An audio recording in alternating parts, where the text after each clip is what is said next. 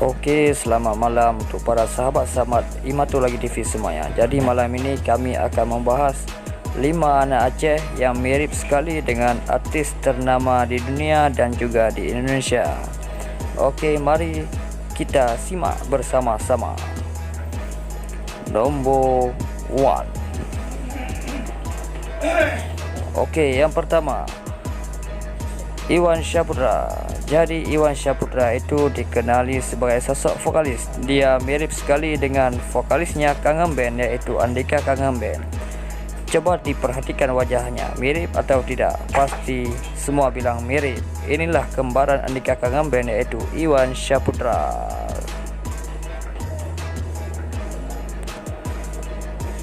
Nombor 2. Rahul Aceh.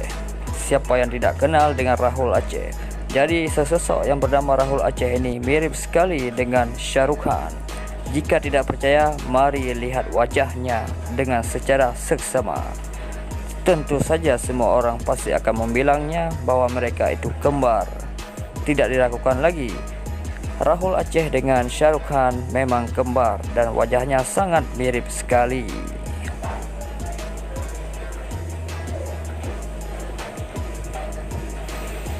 Nombor 3.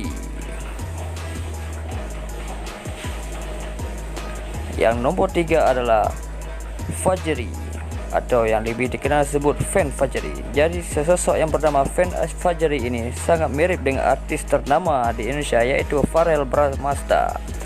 Jika Anda tidak percaya, coba lihat wajahnya dengan berhati-hati dan baik-baik. Pasti semua orang akan bilang bahwa mereka itu kembar. Tidak diragukan lagi, Fajri mirip sekali dengan Verrell Bramasta. Nombor 4. Sultan Amir. Siapa yang tidak kenal dengan Sultan Amir? Beliau adalah sesosok yang ahli dalam mengarang lagu. Jadi beliau banyak yang bilang mirip sekali dengan Imam John, penyanyi Aceh, penyanyi yang ternama, penyanyi yang terviral di Aceh, yaitu Imam John. Jadi Sultan Amir ini banyak yang orang bilang bahwa mereka kembar dengan Imam John. Jika tidak percaya, lihat secara hati-hati. Nombor 5. Oke, yang nombor 5 adalah Murdani Dani.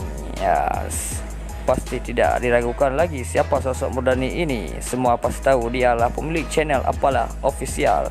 Jadi beliau mirip sekali dengan Ariel Peter Pan ataupun Ariel Noah. Jika tidak percaya, coba lihat dengan jelas dan hati-hati. Oke, inilah 5 anak Aceh yang mirip dengan artis ternama di dunia dan juga di Indonesia.